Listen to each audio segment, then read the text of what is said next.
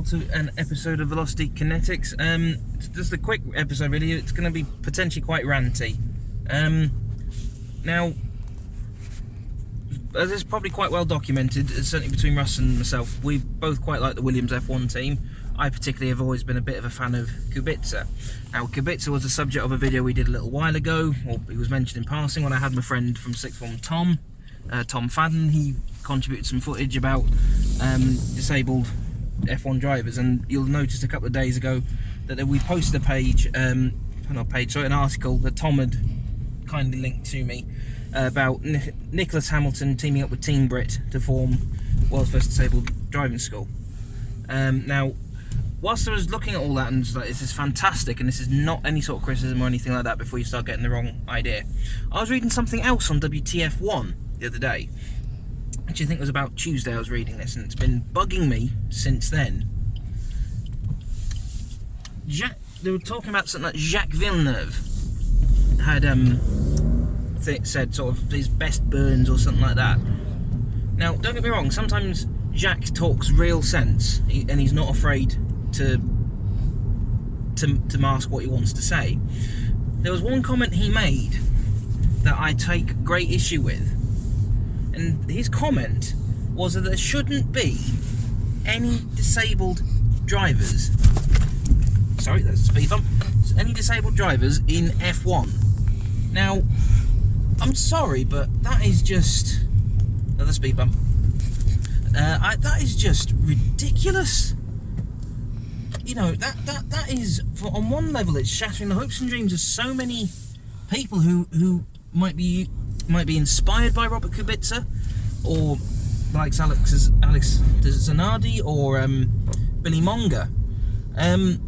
It's one of these things like, so what would Jack's opinion be? Because I know there was a video a while ago where Billy Monger did get to drive a Sauber F1 car. But so what was Jack's opinion on that then? What if Billy Monger does get to F1? What if Nicholas Hamilton is given the chance to step up to an F1 level car? It baffles my mind, and it seems he's got a particular hate on, or hate on, whatever you want to call it, for Kubica. Now, don't get me wrong, he shouldn't be used as inspiration porn from that TED talk I linked in this disabled drivers video,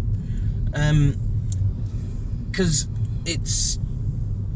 obviously that's not why they're doing that. But Kubica is unique in many ways in F1, and in many ways in most forms of motorsport. You've got the likes of Billy Monger and Alex Zanardi who've lost their legs, but they've come back because they've got hand controls. And Billy Monger did win a race in F3 recently. And Alex Zanardi's been in touring cars. He's won racing touring cars. He's been in WEC, and he's been in the LMP classes, and just in general.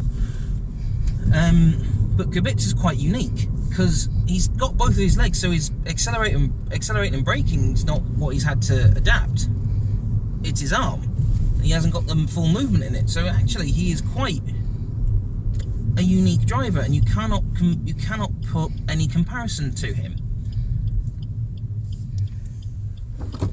You can't suddenly say that such and such is better than him, or he's worse than such and such, because like I said, the way his arm is, no one else has, that I can remember and can think of, there's been no one that has driven an F1 car with a similar disability, and likewise I don't think there's anyone who's professionally raced with a similar disability without I can't remember what it is, what the team's called. It was a team made up of British ex-army people, where they would take on the Paris-Dakar in a Bowler F1 car, not F1 car, Bowler Wildcat off-road vehicle. And you know, it just infuriates me beyond belief, because then with Jacques' comment, where does it stop? Like, there should be no disabled F1 drivers, there should be no one disabled working in an F1 team, which, like, well actually, so Frank Williams has proven that you don't need to be full-bodied to run things successfully. Would Villeneuve have a similar hate on and hard on for Kubica if Kubica had just joined Williams in some sort of technical capacity? I know a lot of people when you see on the Williams page, when you see Kubica, they often put a dollar sign where the C should be in his name, implying he's just a pay driver and he's there because of the money. But if he didn't have the ability, why on earth would he be in the car? And it just really, really baffles my mind, and I cannot believe someone is so myopic, or myopic, however you want to pronounce it. I can't believe he's so myopic to it, and just what a positive message it is for F1s. Like, actually, this person's had a horrific accident in another form of sport. He's come back to the top level of sport, granted not in the greatest car, but he's come back. Everyone wants to see him there. He's not miles off his teammate, and it's one of these things like, you know, try driving an F1 car one-handed, mostly. I bet you anything you couldn't do it. I probably wish someone should issue that challenge to Jack, that he should try driving an F1 car one-handed and see what happens. But I mean, have you got any opinion to weigh in on it?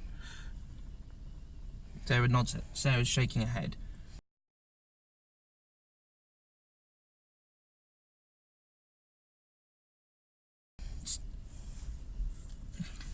I'm not trying to take away from Jack's accolades, because, you know, he's been a world champion. He's world champion in his second season with the Williams team. But I don't know. I just can't believe it's more the fact that opinion was given airtime, and to be, in many ways, I'm making it worse by talking about it.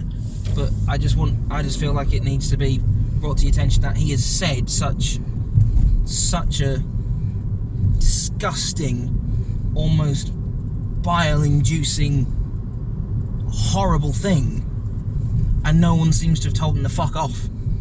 So I'm going to end this video as I get around this mini roundabout, not this mini roundabout, this roundabout, as we go to do some domestic stuff. This isn't the episode 50 I'd planned, but I hadn't actually got an episode 50 planned at all. I'm going to sign off this one with saying, fuck off, Jack.